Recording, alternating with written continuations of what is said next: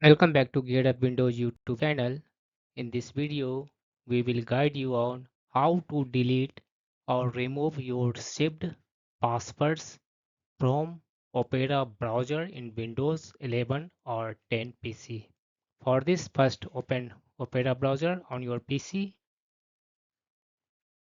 then click on this one menu icon that represents with O symbol and select here settings in the drop down menu.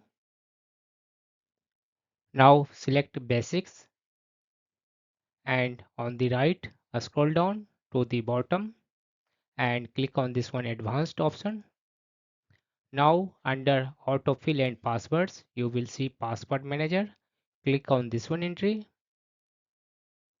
Now here you will see all the saved login details for all the domains. Select the domain you want to remove login details. Windows may prompt you for PIN or passwords.